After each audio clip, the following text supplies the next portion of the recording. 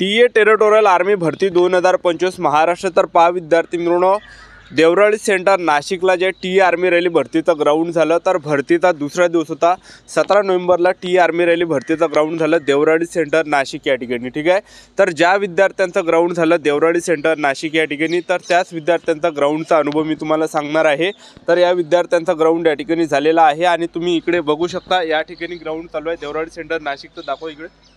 तर या ठिकाणी जे विद्यार्थी मित्रांनो बघू शकता हे या ठिकाणी ग्राउंड आहे, इथून विद्यार्थ्यांना अंदर घेतलं जात आहे। इकडे घे। तर इथून जे या ठिकाणी मुलांना गेटच्या अंदर एंट्री दिल्या जात आहे। एक लक्ष, तर सर्वात अगोदर विद्यार्थ्यांना त्या ठिकाणी गेटच्या अंदर त्या ठिकाणी एंट्री दिल्या जात आहे। तर ज्या विद्यार्थ्यांचं ग्राउंड झालं टीए टेरिटोरियल आर्मी भरतीचं देवराळी सेंटर नाशिक या ठिकाणी तर त्या विद्यार्थ्यांचा संपूर्ण अनुभव मी तुम्हाला सांगणार आहे। एका बॅचमध्ये किती पोरं रनिंगसाठी सोडून आले, 1600 मीटर रनिंगसाठी काय टाईम भेटत आहे, त्याचबरोबर जे डॉक्युमेंट कोणकोणते लागत आहे, कोणकोणते डॉक्युमेंटमध्ये मुलं कटत आहे, तर याबद्दल सुद्धा आपण बोलणार आहे। आजचा व्हिडिओ खूप महत्त्वाचा होणार आहे, व्हिडिओ शेवटपर्यंत बघा आणि व्हिडिओला आताच लाईक करा। नमस्कार विद्यार्थी मित्रांनो, माझी नोकरी कॉर्नर यूट्यूब चॅनलवर मी गोपाल अनखळे तुमचं सर्वांचं सहर्ष स्वागत करतो। तर मित्रांनो, व्हिडिओचा थंबनेल बघून तुमच्या लक्षात आलं असेल की आपला व्हिडिओ कोणत्या टॉपिकवर होणार आहे। व्हिडिओ सुरू करण्याच्या आधी आपल्या यूट्यूब चॅनलला सबस्क्राइब करा, जेणेकरून प्रत्येक भरतीचे अपडेट तुमच्यापर्यंत सर्वात आधी पोहोचेल। जास्त करून टीए टेरिटोरियल आर्मी भरतीच्या रिलेटेड जास्त व्हिडिओ आपल्या चॅनलवर अपलोड करत असतो आणि 10वी 12वी पास भरतीच्या रिलेटेड जास्त व्हिडिओ आपल्या चॅनलवर अपलोड करत असतो। व्हिडिओ सुरू करण्याच्या अगोदर सर्वांना एक रिक्वेस्ट आहे, तुम्ही आपला व्हिडिओ कोणत्या जिल्ह्यातून पोहोचू राहिले नक्की कमेंट बॉक्समध्ये सांगा, जेणेकरून मला सुद्धा अंदाज लागणार आहे की आपला व्हिडिओ कोणकोणत्या जिल्ह्यापर्यंत पोहोचू राहिला। तर तुमचा कोणत्या जिल्ह्याचा ग्राउंड होता? वाशिम। तर वाशिम जिल्ह्याचा ग्राउंड जे विद्यार्थी मित्रांनो या ठिकाणी 17 नोव्हेंबरला ग्राउंड होतं। तर तुम्ही 16 नोव्हेंबरपासूनच या ठिकाणी ग्राउंडवर हजर होते। रात्री तुम्ही या ठिकाणी रांगेमध्ये 16 नोव्हेंबरला किती वाजता तुम्ही रांगेमध्ये लागला? 12 वाजता।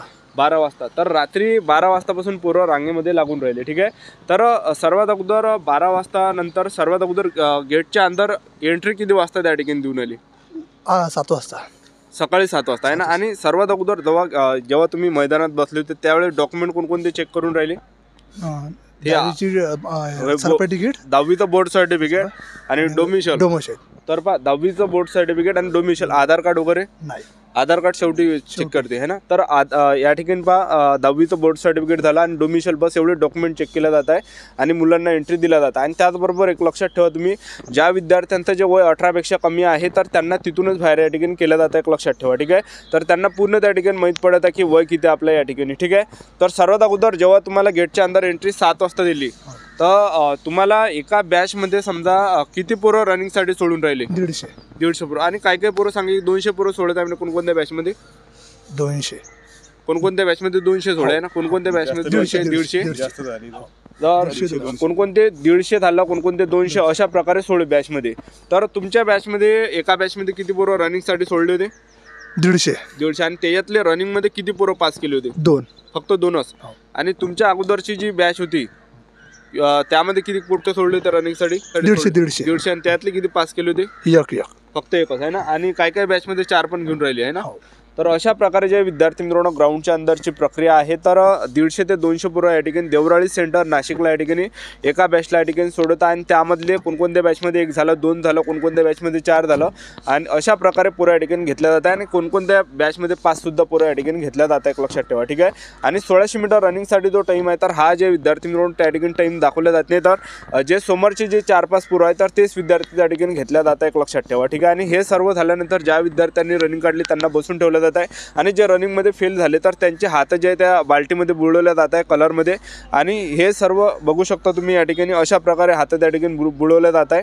आणि हे झाल्यानंतर ठीक आहे, तर हे झाल्यानंतर ज्या विद्यार्थ्यांनी रनिंग काढली त्यांना तिथं बसून ठेवलं जातं आणि त्यांची जे विद्यार्थी मित्रांनो आणखीन त्या ठिकाणी प्रोसेस चालत आहे।